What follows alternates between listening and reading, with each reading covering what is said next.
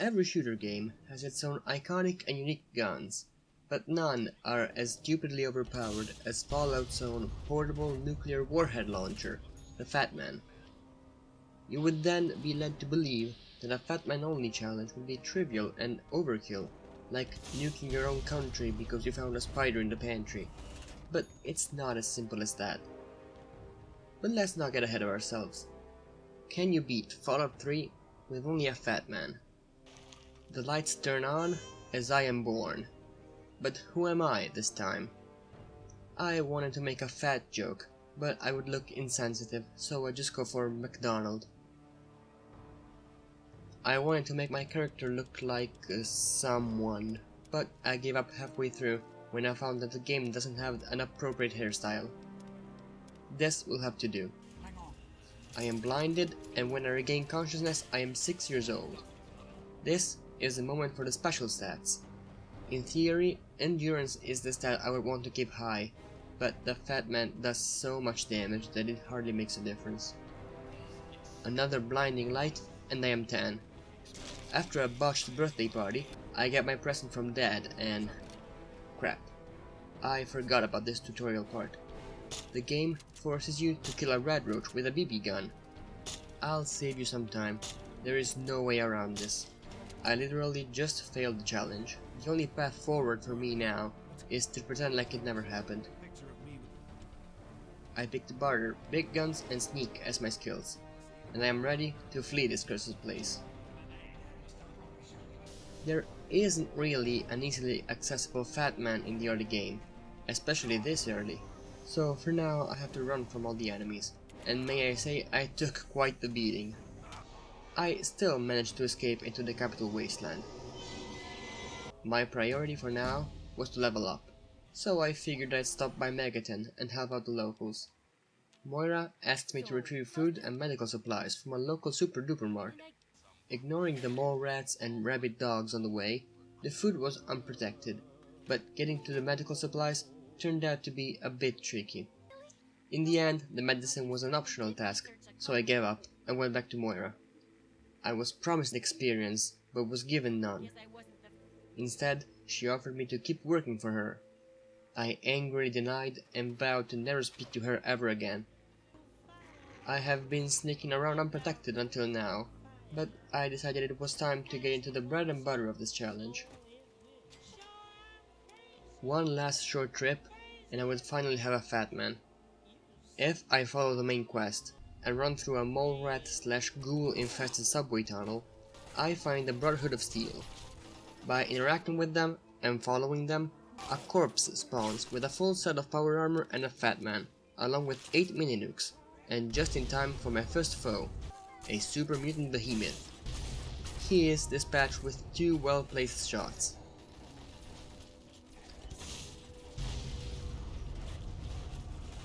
Unfortunately, Reddit has fallen, but its legacy lives on in me.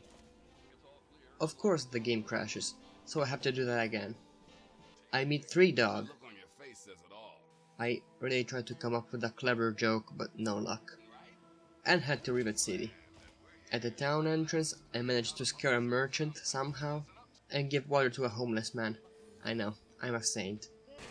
This place is this run's salvation, because every 3 in-game days, the weapon dealers restock their inventory, and there is a chance they might sell mini-nukes. But I'm here for Madison Lee, who may know the whereabouts of my father. As a matter of fact, she points me towards Smithgate's the Jefferson Memorial? That threw me off for a bit. I try to clear the Memorial of the Mutants, but I can't right now. So I go where I know I will find my father, Smithgate's garage. I also know of a midway point with a free mini-nuke in the Gold Ribbon Shop, which hosts the world's most dangerous Rube Goldberg machine. It's a miracle that the nuke didn't go off. I find a second merchant who is also scared of me for some reason, but I managed to calm him down by purchasing the latest in the Quarantine 2021 collection. Oh, and I also find a church with a Burning Man, as you do. At Smith Casey's, I still get my toes nibbled by the mole rats, since I haven't found a way to deal with melee enemies yet. But I reach the hidden vault 112, and threatened to blow it up if they didn't open. They did. And find I had been gifted the newest top-of-the-line gaming setup. Too bad it makes you invisible when you try to use it. In here, it's the usual. A simulation of America in the 50s, a Chinese invasion, your father is a dog. Wait, my father is a dog? After leaving and leveling up, I take the Child at Heart perk, because I'm a good boy who thinks ahead.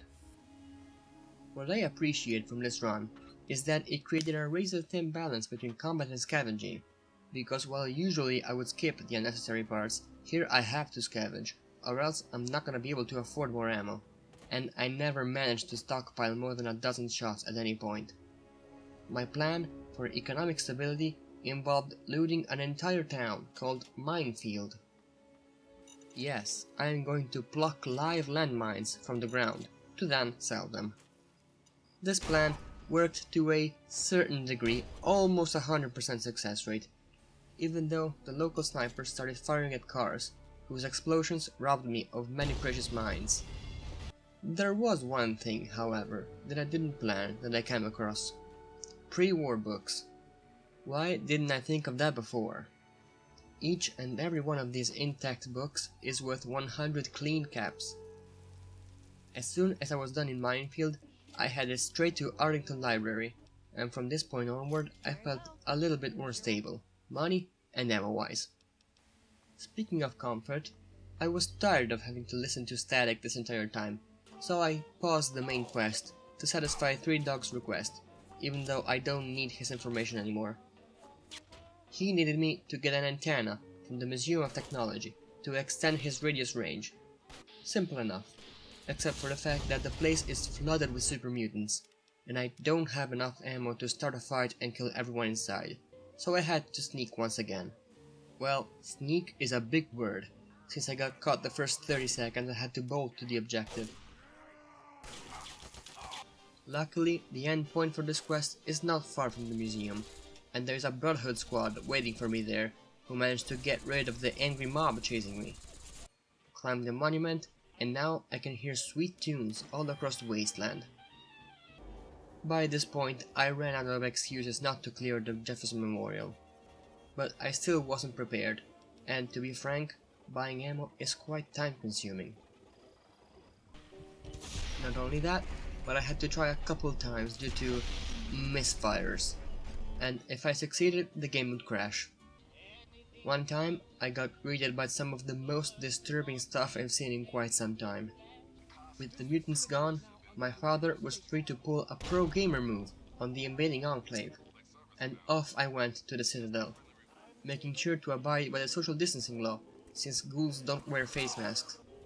My next stop is Vault 87 to retrieve the Gek. I use the aforementioned perk to gain access to a kid's town, so that I can enter the vault.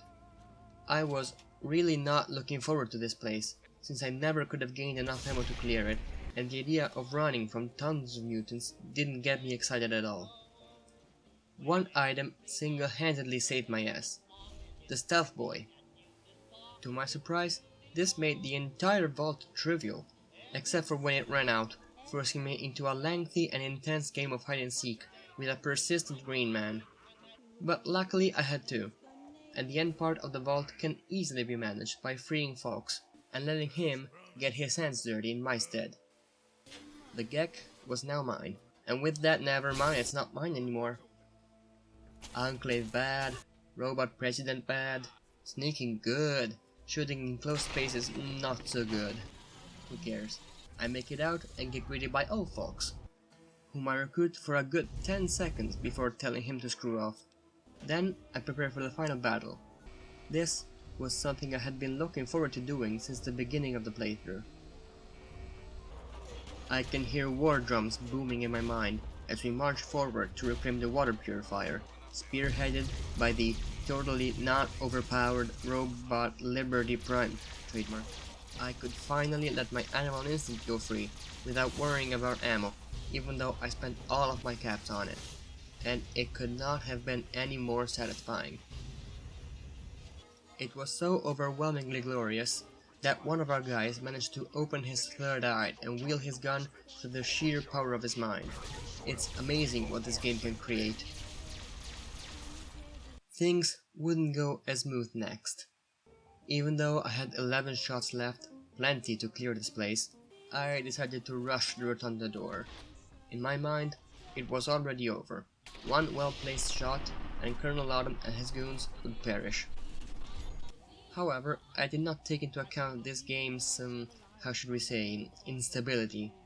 For some reason, even though I dispatched every enemy inside, the game wouldn't trigger Sentinel Lion's dialogue, and I had no way to leave the rotunda. With enough trial and error though, I figured out that I need Sentinel Lions to kill at least one enemy, then I could mop up the rest. In a poetic twist of fate, I fire my last shot, both because it breaks my weapon, and because I sacrifice myself to end the game.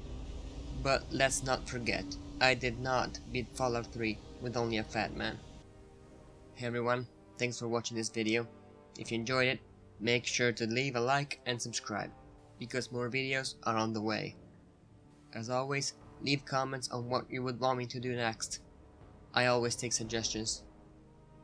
But thanks again for watching, and I will see you in the next video.